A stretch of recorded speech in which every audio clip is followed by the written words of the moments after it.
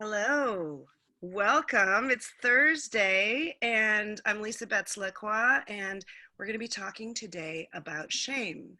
This conversation came up completely impromptu yesterday by way of a Facebook conversation that I was having, and Nicole Patrice, the member, suggested these people who are here with us today to talk about shame. And so we're going to just have an impromptu conversation about shame. Thank you so much for our participants who are joining us.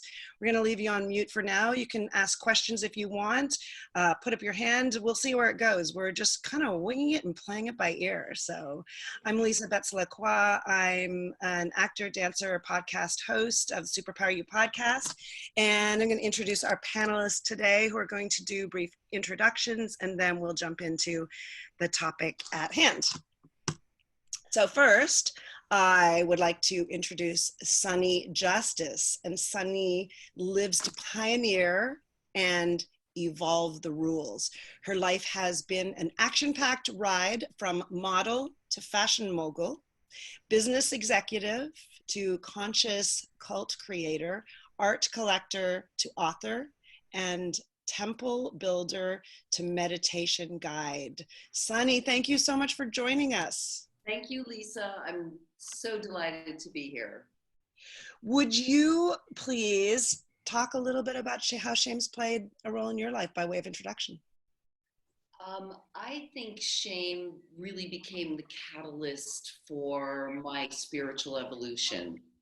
You know, growing up in a very, very strict Catholic family, there was lots of guilt and shame continually poured upon one. And after a certain period of time, you know, it just becomes too damn heavy. And so I think we have to dig those big holes, those big shame holes, and then crawl out of them. And that effort to crawl out actually becomes I would say, your ethical GPS. It starts fine-tuning you to understand what you will never do again. Because I believe probably the most important thing we need to understand is what doesn't serve us. Because we're pretty clear oftentimes about what does, but usually the bigger lessons come from what doesn't serve us. Right. And so that's how it's worked for me. I've dug plenty of those holes, jumped in, climbed out, and that's what set my ethical standards. So I'm so grateful for that shame. Great. And grateful to be shameless now. So our next panelist, David Sauvage, teaches empathy and emotional intelligence to companies. And he does intuitive readings in front of audiences as performance art, which is how I met you, David. Hi. Welcome. This is fun. I've been thinking about how shame played a role in my life, and I want to say, in all honesty, it hasn't been, unlike Sunne, it hasn't been central to my growth. And I sort of look at, I imagine these two parallel wounds that shape us. And one wound is the shame wound that says something's deeply wrong with me. And a lot of us have to outgrow that to find ourselves. And then there's this other wound, which we might call the narcissistic wound, which is what I had, which is something is deeply wrong with everyone else and the world outside. And so my personal healing has been more about making peace with what is outside of me than making peace with what is in me. What is in me, I've always had a sort of, I wouldn't go so far as called healthy, but accepting relationship of. And my work with shame is just, as I encounter it in people, working with people, it seems to be the most powerful defense people have to looking at themselves honestly. And so I am constantly in a dance with shame with clients and fellow humans to find ourselves. Beautiful, thank you. Josh is a lifelong explorer of the mind and spirit. He subjects himself to extreme experiences, cutting-edge technologies, and esoteric techniques in pursuit of human potential and planetary repair. And his latest planetary intervention is makesoil.org. And I'll give everyone a chance to talk about where they're up to towards the end of the conversation. But welcome, Josh Whiton. Hi, Lisa. Glad to be here.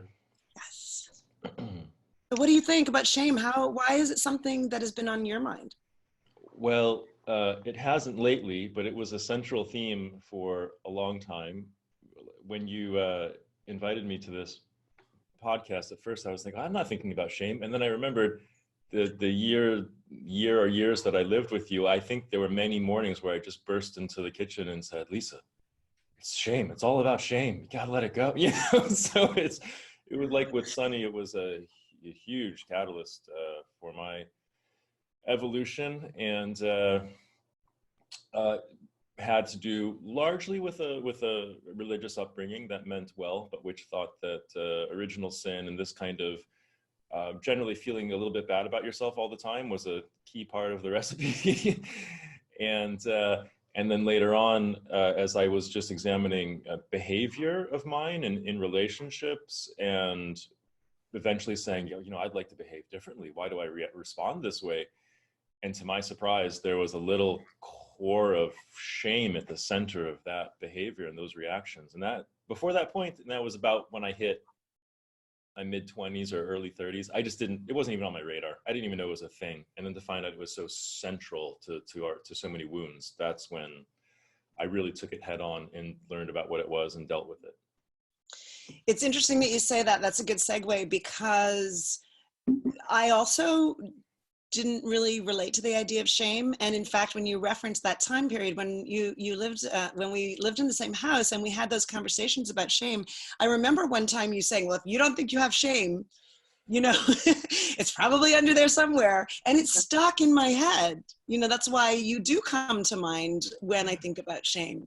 And that's one of the things that I feel has been the most interesting thing and the most important thing for me, at least recently, about shame, is recognizing that it's all the places where it's silent and we don't know it. And I had this query for myself, like, where is it? I must have shame. I must have shame. And then more recently, I started to feel what you do, which is, wow, it's so central to so much that's wrong with the world and the way we judge each other, the way we feel judged, and how deep it goes into all those different ways. So, yeah. So, well, what would just anyone want to define shame? Does anybody have a particular idea about what shame is? Because one of the things that was occurring to me is that for some people, it might be important to make a distinction between, say, things like shame and guilt, or shame and, I don't know, embarrassment maybe, or shame. And how does anyone want to jump in and define or delineate shame as distinct from those other things? I'm happy to share my thoughts. Go for it, Sunne. To me, it feels like our life is a journey from our humanity to our divinity. And the whole process is just filled with stepping stones. And I continually find 3 stepping stones, or I won't say continually now, but I see that there's 3 stepping stones that are often present for many of us, and they're shame, regret, and guilt.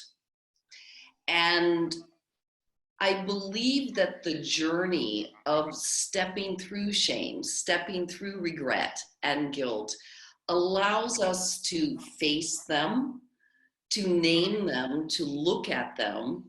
And it's only through the facing them, naming them, and being consciously aware of how they feel in our body and what they're doing to our life and our relationships that allows them to morph. Because the beautiful part is all shame, regret, and guilt is morphed through forgiveness.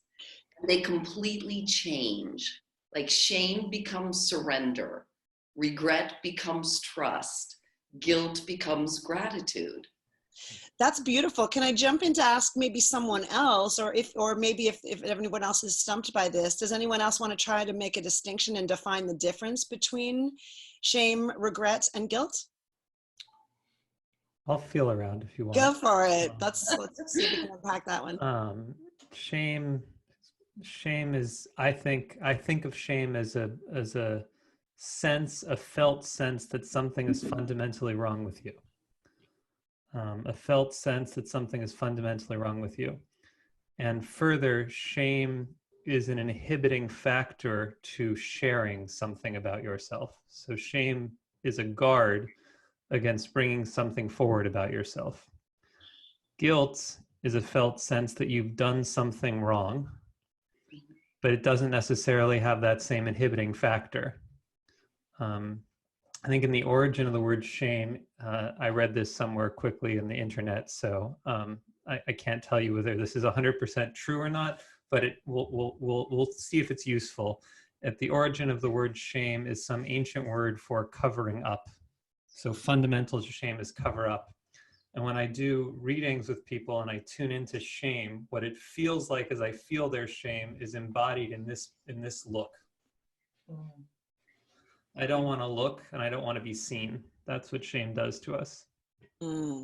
Hey, Josh, do you want to take on regret, or the difference between regret and guilt?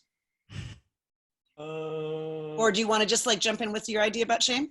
Yeah. Just quickly, shame versus guilt. Yes. So with shame, shame is, in a sense, it's kind of the worst or the lowest vibration we can carry, because it is a fundamental. It's a belief in our fundamental badness. And so guilt is kind of, I did something bad. That's okay, because you could apologize or not do it again. But when you are something bad, where do you go from there? There's nowhere lower to go from there.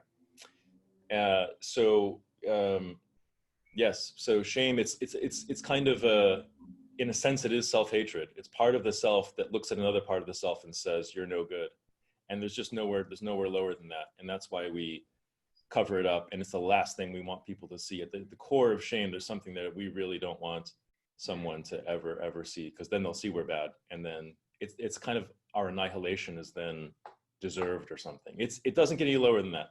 That gets to my next query, which is, why is it so important? Why do we need to be talking about it? And I think you just basically answered to that. And that is, if we, at our essence, believe that there's something wrong with us or that we're bad, how is that not going to spill off to everything that we do in terms of how we relate to ourselves and how we relate to other people and how we show up in the world and how effective we are at our mission and our purposes, etc. So what were you going to add, David? Just to add to Josh's point, that there's something fundamentally social about shame. Shame is a deep fear that if who you were revealed, you would be ostracized or rejected. Thus, it is unsafe to reveal it. And I think I want to put in a word for shame, because we tend to badmouth it a lot. Is that it is an enforcement mechanism to a kind of social solidarity. Ooh, it's an ugly one. Can you just say a little more about that? Well, we're seeing shame used en masse right now. If you flout, is that how I say it right? If you are laissez-faire about social distancing, we shame people. And I don't particularly like that approach, but I can understand why it's out there. We're trying to get people to feel so bad about themselves that they won't do something. Right. So that's its intention. Yeah. It's not all bad. It's definitely effective. It's also poison to the human spirit. So they're both true. Yeah. Well, I mean, if you take it all the way, though, I mean, would we want to go so far as to say we wouldn't want child molesters to feel shame? Maybe we don't want child molesters to feel shame. Maybe we want such an open and loving and expansive world that a child molester who can't fix his or her desire to torture or hurt children, we don't want them to hate themselves. But I wouldn't certainly blame someone for arguing that a little bit of shame in their direction might save children. I think that that's a legitimate concern. That is, okay, you're bringing up something that I think is really interesting, and I'm going to throw it over to you, Sunny. And that is the social benefit of shame worth the cost to the human spirit and to our collective rising up, or is it a segue into it? What do you think, Sunne? Well, geez, that's a really loaded question. I mean, because again, it's almost like this crossover right there also between shame and guilt. I love the way you talked about that, Josh. You know, sometimes a little bit of guilt, like not wearing your mask, putting other people at risk, maybe that helps us all become a bit more conscious of our actions, a little less selfless instead of selfish. But, you know, I think collective shame is the downfall of the human spirit, because what is the opposite of shame? It's the surrender to the higher version of yourself, surrender to the letting go of, I'm not a bad person. It's like, I'll give this analogy. You know, I wrote a book, a memoir, and in my book, I told every bad thing that I've ever done in my life without ever intending to publish the book. And just by writing it and naming it, it really released so much for me. And then mysteriously it got published. And the first day it came out, I was like, holy shit, I've just opened the kimono and exposed every bad thing I've done. I'm sure everyone's going to hate me and think the worst of me. And it's been so remarkable that it's been my willingness to be raw and honest about the shameful things I've done in my life that has inspired everybody that's reached out to me, that it's changed their life, because I was brave enough to just put it out there and say, look, it didn't kill me. I'm still alive and I'm working to be a better person daily.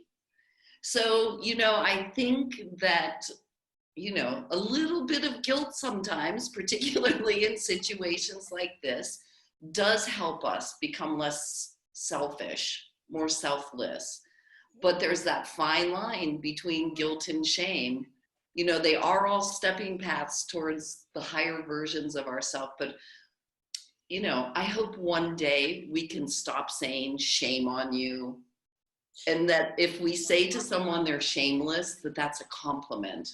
When you were talking, I was thinking about the fact that Brene Brown, I was listening to Brene Brown on Gwyneth Paltrow's Goop show talking about shame. She says, if you put shame in a Petri dish and you add a little bit of silence, judgment, and secrecy, then you just have a situation in which shame just grows incredibly. But then when you add empathy on it, that makes a hostile environment for shame, and it can no longer survive. But I think the thing about revealing it's really important, which comes back to what David was saying about people who feel shame. Yeah, you have to name Josh, it. you look like you have something to add. Yeah. Yeah, it's like I completely admit that in the social order, in the development of societies, these have played a fundamental role in keeping order. It's not that they don't work, it's that they're primitive. On the spectrum of animal or human to divinity that Sunne might ascribe to, and I do as well, it's a pretty primitive state of evolution. So in other words, we can think of things that are better or more evolved. So in other words, instead of shaming somebody for not wearing a mask, what would be better is if they understood why they should wear a mask. So it's really kind of, it's the same parallel as truth and ignorance. It's like, because they don't have the truth of what the mask is for, and because it's hard for them to take something seriously that they can't see, like an invisible virus, we devolve to a lower energy field of just skipping their awareness, skipping their understanding, and just shaming them and appealing to some base fear inside of them that they're going to be voted out of the tribe. It's not that it doesn't work, it's that it's just primitive. And so if you take it to like the pedophile example that David brought up, we don't want pedophiles not doing it because they feel ashamed. We want them not doing it because they understand it hurts people. They understand it's going to mess up some kid for a long time. They understand they could go to jail. And actually, if they didn't have the shame associated with it, they could more easily walk into somewhere and say, gosh, guys, I need help. But because the shame is there, they generally don't. And it stays closeted, and it'll come out some other way and for the rest of their life. Let's I go, want to David. keep playing the contrarian a little Yeah, bit, partly go for it. partly because it's fun, but also partly because there's something rising up in me that feels real and worth putting out there. Um, and this is an issue I have with Brene Brown's work too, um, which is the idea that all we need to do is release shame and be vulnerable. Um, strikes me as a little naive, and um, and I think I don't want to encourage vulnerability unless the space is safe enough for people to process what comes up. And so, as we make an enemy of shame and we tell people, work through your shame, they might find themselves in social situations where the thing they are ashamed about would only, if they were to share it, would only cause them to be shamed more and would retreat further. And so this for people who are really deeply in shame as a way of being, to be told, come on, let's find a way through the darkness into your divinity out of shame by merely revealing and being open about that which you are ashamed of, risks re-traumatizing them and bringing them back from the very state we're trying to get them to grow through. And so to me, it's like, it goes to your point, Josh, about like the issue isn't so much the individual feeling shame, it's a culture that makes it unsafe for people to be who they are. And so instead of pointing at shame, I'd rather look at the petri dish and bring more and more empathy, and like what you're saying, more and more empathy into different spaces. And as empathy comes, that which people are ashamed of can rise up to be healed. Yeah, great. I love that. I love that. And I do think there's something central to the creating a culture in which and creating spaces for empathy is the key thing, not necessarily the revealing. The revealing may be a pathway to the healing, but I think what you're saying, that the empathy, the compassion, self for self and others seems like the way to heal it, and all the ways that shame then spirals out and has negative impact in our culture. Yeah. I don't want to just leave it at not seeing Sunne's work as amazing, because those people who do have the courage to go out there, they have the courage, they have the ability, if they can get to the other side, to hold themselves through that. And that's amazing. And if people can do it, that's amazing. But there are a lot of people who can't. And I want them to feel seen and held too. And I think we'll go to you next, Sunne, but I think it's important to put the context in that, like, even in Brene Brown's work, I don't think she's just that's her whole thing. I think she really is about holding the paradox, which I think is important, is that it's both and. I think there's space for it all to be true, where what you say is true. And Sunne, do you want to respond to add some more texture? Yeah, and I totally agree with the gentleman as well, and it is, of course, so personal for everyone. And the levels of shame are obviously very different for what everyone's gone through as well. And I also think, though, that, Josh, I totally agree with you that naming it within a safe place, for me, just writing it was the release. Again, I never expected that other people would read it when I did it. Somehow it was intended for it to come out, and it did. And if it's helping others, hallelujah. But it was terrifying when it came out. And I realized that probably many people would judge me, and some harshly, on it. And, but then again, it's, Lisa and I were talking earlier, we have 4 decades of people here. I'm in my 60s, 50s, 40s, 30s. Is that right? Is that right? Dave, you're in your 30s, right? Josh, you're in your 40s? Okay, good. I'm in my 60s. I got to live with it for a lot longer than you guys did.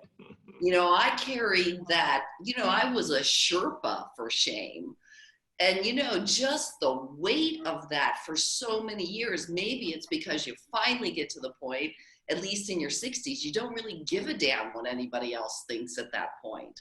So it really is, I think, totally related to where you are on your path and how safe it is. And I'm in agreement with all of it. But I do believe that whether it's shared in just on your own with yourself, because we're really the ones that we hide it from the most. We know it's there, but we do our best to hide it to everyone else. But admitting it to ourselves is really the first biggest step, because that's the hardest step, is really getting very clear what you're ashamed about. And it's life-changing. It truly is. It's so freeing when you get rid of that monkey on your back. And I just wish that for every person in the whole wide world, because you deserve to be shameless. We all do. And I think Josh referenced this earlier, I think, and maybe this is underlying, but I really want to bring presence to the fact that it starts with the personal and it's healing on the personal level, but that transcends out to our entire culture, because because of all the ways that it does, because the personal always transcends into the culture. But I think that if we can heal shame, that it's a step towards making a difference across the board. And Josh, I see you have something to add. Oh, you're so perceptive. This is my body language that I'm probably just rocking or completely unaware of it, I assure you. There's been such a fascinating point here raised by David and Sunne, because I am not recommending that you jump into any old group and admit all your things. I mean, you could, but Dave is quite right. You might get a lot of blowback. You might become a projection screen for somebody. You might be attacked and traumatized on the spot. And to clarify, when we're talking about shame, we're talking about a fundamental attitude about yourself from yourself. We're talking about, this is probably about how you regard yourself.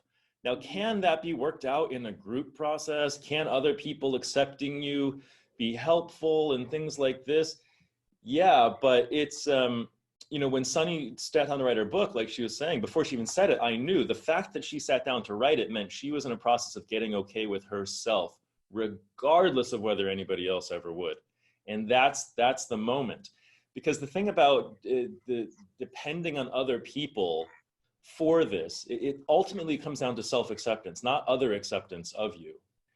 And so, sure, maybe somebody listens empathetically one day and they seem all accepting one day, and then 3 days later you piss them off and they use it against you. And now you're like double traumatized because I can't believe I shared that with you. And like, humans are fallible and everybody's going through this thing. And so just anytime we place our healing and our okayness on an external condition, we're generally signing up for a disappointment and possibly new trauma. So I just want to bring that back. This is all about how you regard yourself. That can help with community, can help, or it can hurt, but that acceptance can come from you, your higher self, God, the universe, Buddha, a flower, a tree, or your spouse. It can come from anywhere, but it ultimately needs to be you perceiving yourself in this way. Mm-hmm. Right. So you've already started to reference, someone made the reference of the mask, but I would want to throw out, why is it important for us to be talking about shame right now, and how does it impact where we are collectively, how we're responding to circumstances when we're in tough times now or otherwise? Like, what's the relevance of shame to our current circumstance in a bigger way than shaming someone for masks? Because I have a feeling that there's some relevance to it. Josh, you want to jump in? Yes. It's time for a massive global purge of this shame thing, because what we've never had before back in the village, 1,000 years ago, was the internet. And so watching people suddenly get on this moral grandstandings and calling people out, and there's a massive toxicity. You can get into toxic masculinity, toxic feminine. There's just toxicity, and it just kind of comes out differently depending on who we are in our circumstances. But it just, when you see things like, there's these trends that go around. Like, I was talking to somebody the other day, and I made a suggestion about, the mildest of suggestions about something, and they said, it feels like you're gaslighting me. I was like, gaslighting? Holy shit. I'm just kind of like, I had to go look it up, and I was like, I think that's a serious word, and then I checked this person's Facebook, and they posted an article about gaslighting the day before as well. And I'm like, wow, they're on a gaslighting kick, and I'm just kind of like at the bottom of that, there's some core of shame. right? You wouldn't have to feel that way or be reactive to such a small thing if that weren't there, or the need to call people out, or, I mean, yes, we need accountability. Yes, we can all clean up our behavior. We all need to grow up, wake up, clean up. But to see just you can feel it in the global culture. It's volatile. It can turn on a dime. It feels perpetually unsafe because the call out thing might just come right back on you on that Twitter feed any moment now. And so the whole humanity's nervous system is really on the edge with this thing. And wow, if you look at the opposite, like somebody like Jesus or whoever, which we don't know to what extent he was a real figure, but the essence of these people is that they found a way to complete and total self-acceptance, and that was the foundation of their enlightenment. Mm, beautiful.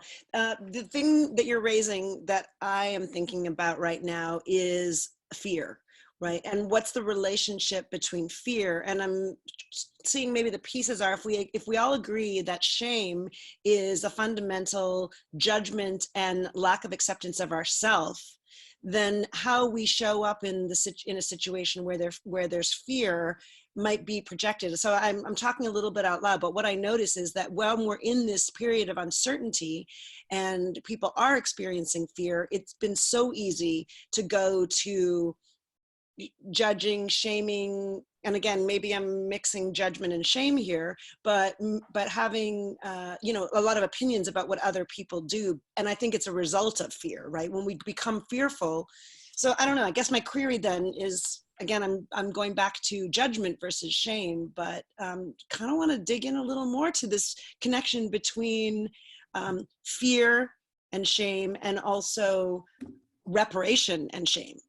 Because you just referenced that too, that sometimes shame gives us an opportunity to fix things, to repair things that maybe we've done in the past. I don't know, like I think I might even still again be mixing shame and judgment and regret. So I think they're very interwoven. Yeah, Sunne, you want to jump in? I think that it's so core to our evolution at this moment for us to really get so simple and remember that there are really only two emotions, and there's love and there's fear. Everything stems, whether it's empathy, gratitude, kindness, compassion, they all come from love. Whether it's anger, judgment, shame, guilt, regret, it all comes from fear. So we basically got two emotions that we can choose from right now.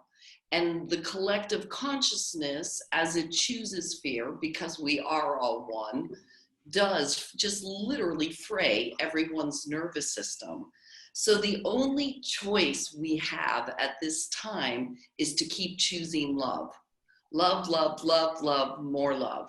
And because that's such an obscure word and it means so many things to so many people, I think that maybe even the bigger question is, how do we release the fear? How do we, because if we're releasing fear, we're releasing shame, we're releasing guilt, we're releasing all of that. And from my understanding and my viewpoint on life, there's only one solution to that, and it's forgiveness. It's forgiving ourselves, because once we we can't forgive anyone else fully until we've forgiven ourselves. So we forgive ourselves, and we forgive ourselves again and again and again until we actually believe it, until that we have felt the shame just kind of dissolve and that heaviness in our heart is gone. Because when we can release, they say that all suffering, mental, physical, emotional, spiritual, sexual, financial, all suffering is caused by a lack of forgiveness. So if that's true, then the real work in everything we're doing is, I love you, I forgive you, please forgive me, let's forgive each other, let's forgive ourselves. And we say it over and over and over till it actually seeps in to our pores and our mind and our heart and becomes reality. And I know for me, it's worked. I've never felt calmer. I don't feel any fear whatsoever in this situation. And it's all because I've done tons of forgiveness work for myself, for others, for the world, for humanity, for the virus, for everything. So I think simplifying things and getting back to, you can choose love or fear, and everything stems from there. Fantastic. If anyone who is watching has a question that you want to throw out, just feel free to pop into the chat, and you know, we can take it on. David, did you want to add anything? Did you want to go into this anywhere from here, or shall I pose a question that's a little bit of a segue to you? I'll tell you what was coming up was just me and Sunny sort of standing on opposite sides of a divide, but I want to like somehow find a way to put a rope between us so we can hold each other. I think we lost. Are you? I see everybody else moving, so I have a feeling we lost David at such a critical and beautiful point in time. I'm throwing you the rope. Ropes. I just ran to Home Depot to get a rope. It's okay. Oh my gosh, we have to hear that. Okay, so we're going to wait patiently. Hope that David's going to come back in to join us. And but Lisa, fear is closely related, because yeah, the ultimate fear is that we are bad. You know. Right. You did something bad, that's, you know, there's still a way out. You can never do it again. You fear of dying, yeah, but you're alive right now. You know, fear that, you know, but what if I just am bad and everybody finds out and there's nothing that can be done? It's the worst. It's the worst. So at the bottom, it's the worst fear. Yes. And that leads to projection. So we can either deal with it and forgive and do what Sunny is saying, or you can just very easily say, you're the problem. That's why I feel this way, and that's 9 out of 10 times the option that humanity goes for. It's simpler, right? It's easier in a certain way. Yeah, and you don't have to actually have to risk exposing yourself and the shame and the fact that you think maybe you're fun. There's some. It even does the judging and the projecting. It gives you a hit like cocaine or something, because you feel amazing about yourself. Not only are you diminishing them, but you're putting yourself on this pedestal. The problem is it's based on untruth, and so it's temporary and it's going to be fleeting, and the shame is still down there, and it's not going to work in the long run. But it's the short-term option that most of humanity goes for. Right. Now, Sunny, do you think there's any way that even without David articulating that bridge and that rope that he's hoping to connect as a tendril between the perspective that you're bringing to the conversation and the perspective he's bringing to the conversation, is there a way that you can? Do you see it? Do you see a potential bridge? I can't read his mind. I know. That's why I wish that's why I'm hoping he's going to come back on. Oh, there he is. Yay. Okay, good. Yay. Okay. Through the rope, David. We're waiting to hear. Okay. How were things okay in my absence? Yes, yeah. We've just been discussing can we find the rope without you, but here you are. So. Okay. Okay. Well, thank you. Sorry about that. I don't know, internet. No problem.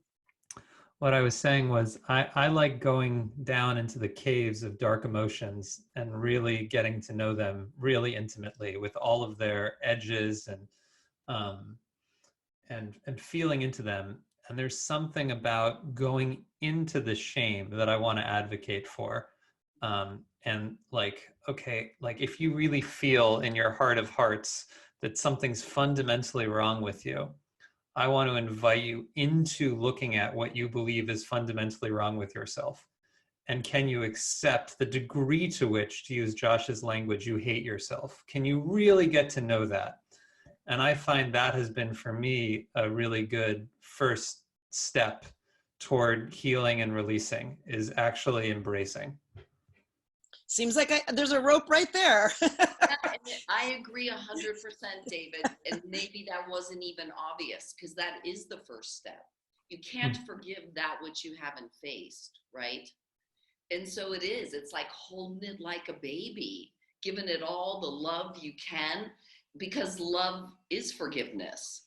You know, so whether you're cradling it in love or forgiving it, I believe in essence, we're saying the same thing. I think we are. And I'm just saying, I want to just keep, some part of me rises up wanting to protect people who feel intimidated by the daunting task of loving themselves when they are so used to hating themselves. And so as an intermediate step, if loving yourself is incomprehensible to you, especially around your dark places, then I don't want you to even set yourself that challenge.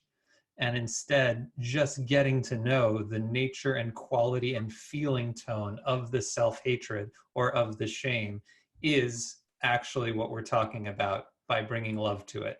Just getting to know it. Beautiful. Love it. Josh, do you want to add something?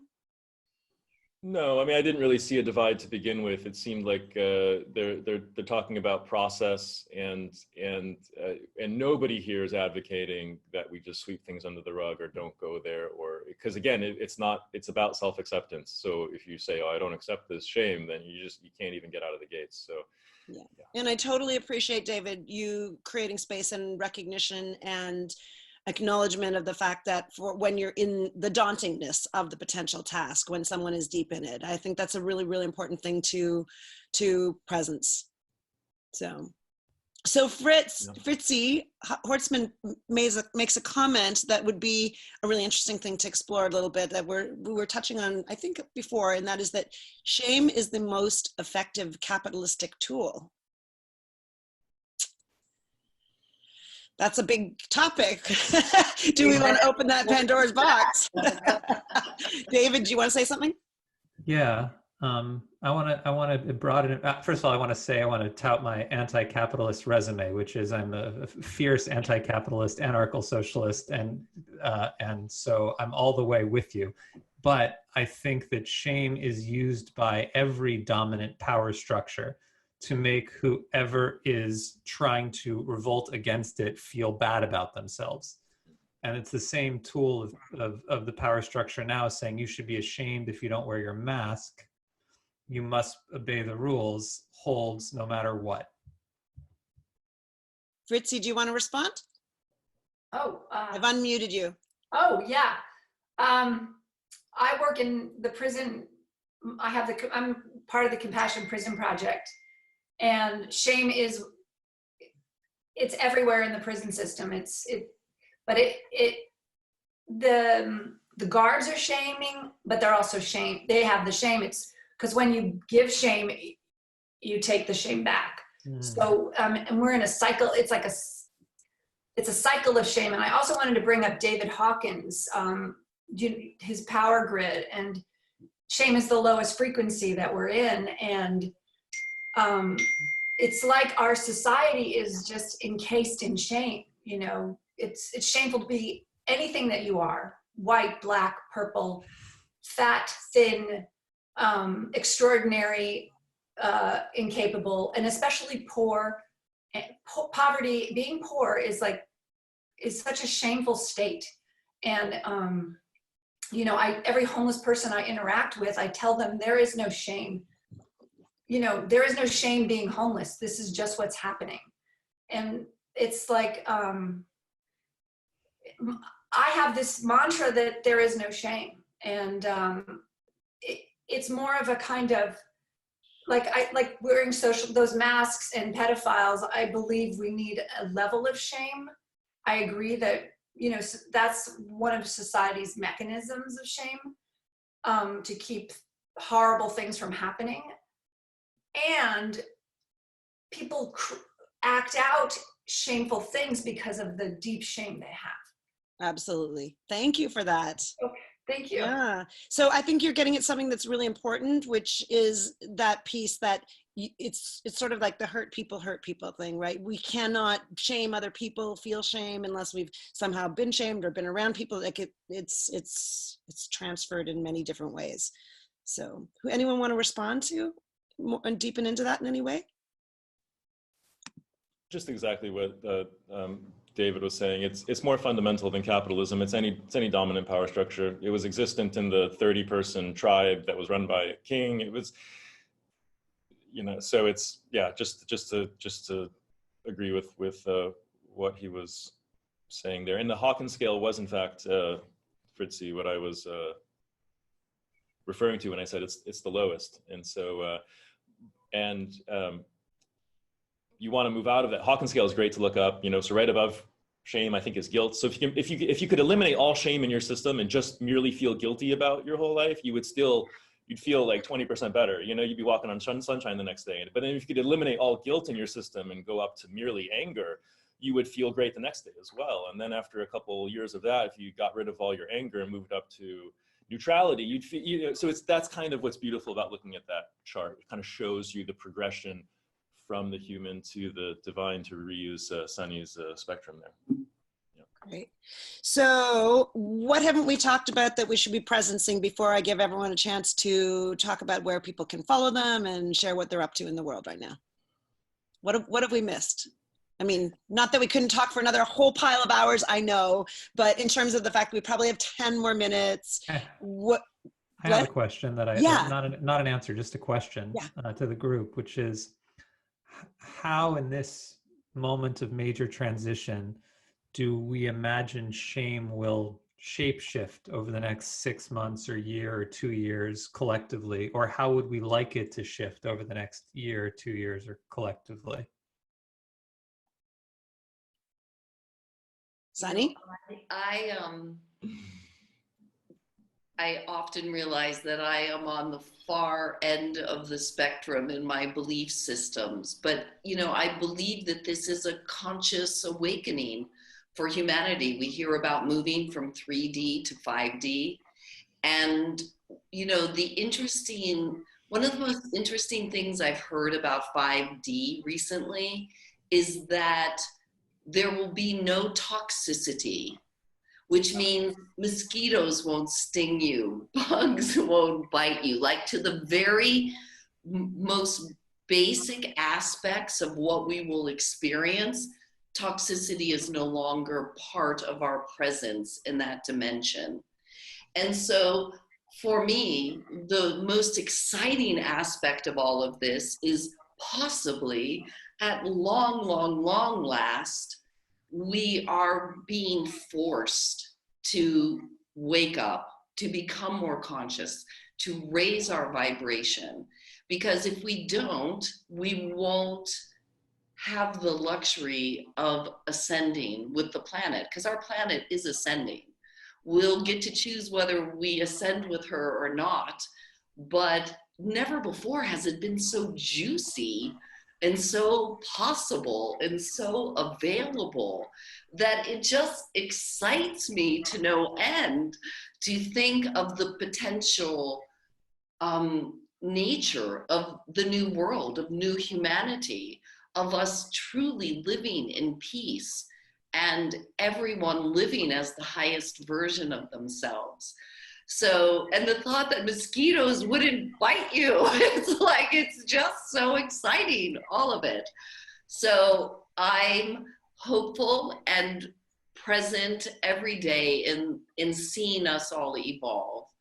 And I'm spending hours in my temple every day, just holding everyone in that space, because we are all one. So as we can see it, so shall it be. So, thank you. Josh, how do you see the nature of shame changing over the next? What was the time frame you gave, David? 6 months? 6 months, whatever this transition moment that we're in. How does shame track that or not? It's, in a weird way, I think things are always getting better and worse at the same time. So it's, I see more shaming going on, especially with an election around the corner, and there's just endless reasons for people to shame each other right now, apparently. So it's kind of getting worse, and I also see people starting to barf it up and just say, you know, this shaming thing we've been doing, this calling out, this toxicity, like, I'm starting to get tired of it. So I think collectively we're also getting tired of it. There's this beautiful moment in sort of the enlightening and the awakening moment where a person just looks at their life. They have this moment of objectivity and they just say to themselves, you know, I'm ready to do something else now. I'm ready to try something else. And so we're going to hit that point eventually. We're going to get tired of what we've been doing to each other. We're not totally there yet, but we're starting to have a hangover. David, you want to answer your own question? I really like both of your guys' answer. To piggyback on the last piece Josh brought up, I've had, I don't know if you guys have individual clients too, and you kind of get some kind of lay of the land by what people are bringing to you emotionally. But the phrase that keeps coming up again and again is facing demons. People seem to want to face their demons, / people seem to recognize that now is the moment to face their demons, if ever there were one. And I think if shame isn't the demon, shame is at least the guardian of all demons. And so there's something about making friends with shame, de-shaming shame, high shame, welcoming shame to the party. That seems to be a first step here. Yeah, I'm going to jump on that track and agree with that. I believe that in terms of both shame and fear and anything related to the shadow is what is coming up for us individually right now, and what's coming for us collectively and globally. And that is that anything that was there before is anything that we're seeing now that's being revealed, and we're looking at under a magnifying glass, whether it's our own fears, our own desire for control that we actually don't actually have. We have to actually accept and look at the fact that we don't have control over circumstances. Well, that was always true. Everything is always true. And we're just getting a chance to have it all come to the surface so that we can look at it. And I think that, and this is sort of relates back to all of what you're saying, is that when we see ourselves in the midst of fear and we see the ways in which we want to be wrong or feel shame for ourselves, what we have is the opportunity to look at it, to see it, to reveal it. And when it's revealed, then actually there's the possibility of healing it on some time scale. So, oh my gosh, thank you so much. This was so fun. I want to give everybody a chance. I know that people who are listening either live right now or on the replay are going to want to know more about all of you amazing people that I'm so glad to have gotten to spend the last hour with. So maybe everybody take a minute or so to talk about what you're doing right now in the larger world, where you can be followed or reached. And we'll start with Sunne. Well, you see behind me this beautiful logo that says Love Daily. So Love Daily is my next project. It's a conscious company that I'm beginning that will be bringing out earth conscious, clean consumer goods. I was one of the co-founders of Burt's Bees, so I'm moving it forward in all directions to be even more conscious. But with everything in delay right now, we're starting the Love Daily movement because we're not in a position to be able to launch the products at this time. So we're going to be starting a movement that supports and encourages people to love it forward, to share more love daily, express more love daily, have more love daily. So we have a bunch of people working on this juicy movement behind the scenes that we hope to bring out in the next week or two as nothing to buy, nothing to donate to, just support so that you too can have more love daily in your life. So the website isn't up yet, but soon it's all going to be. You can find me personally on Facebook. I do have a website for Mugged by God, which is my book. It's just muggedbygod.com. And we just look forward to every way we can be of service. And as far as I'm concerned, as long as we're all loving more daily, we'll get there. Beautiful. Thank you so much for being with us and for contributing your thoughts, Sunne. It's so my pleasure. Thank you for having me. David? I'm doing less ambitious things online erratically. So tonight I'm teaching a class. Tonight, Thursday at 8 p.m. Eastern, I'm teaching an online class called Let's Talk About Triggers. So I've started this kind of weekly class. Last week was on healthy communication. So I'm just kind of creating my own little online emotional intelligence curriculum. And then I've been doing random Facebook Lives at Empath.NYC, which are fun. And you can follow me and see what I'm up to at Empath.NYC, Empath.NYC. Thank you. Excellent. Also great to have you here and really wonderful to connect again. Thanks for bringing what actually shows up in every moment, which is always the case with you. So I appreciate that. Thank you. Thank you, Lisa. Yeah. Josh? So currently I'm helping run a global soil making movement called makesoil.org, where people are literally making soil together, new living earth together out of their food scraps. And you saw the journey I went through, Lisa, quite a bit of it. And so how do you end up helping people make dirt after all of this introspection into shame and divinity. And like, I just realized at some point that people need a unifying, grounding practice that is good for them, it's good for their families, it's good for the earth, and it really is a tool to help dissolve some of this shame. When people bring their food scraps and meat at a compost bin while they're dumping them, and it humanizes everybody. Oh, you remember, they eat food as well. It takes things for them to live. And oh, there's the planet that we can work on together, despite our political differences or whatever. We can all be more kind to the planet. So it's really just this kind of beautiful unifying act that addresses climate change, nutrients in the food system, community. It's kind of working at all levels. So check out makesoil.org. Very practical way to love yourself and the planet and your neighbors. So. Josh, before you finish, I'm so excited about your website. Oh, cool. Because I was looking at it yesterday, and we have 8 of us quarantined together here in Panama. And we were all deciding that we want to start planting food, but our big issue was the soil. So it was just divine intervention. Wonderful. That we were put together, and it was like, thank you, God. Just what I needed to know about was soil, and there you are. So thank you. Our mantra right now is make soil, grow food. And Sunne, if you guys get your community doing these 2 steps, we'd love to feature you on some social media and do a show with you. So it'd be wonderful.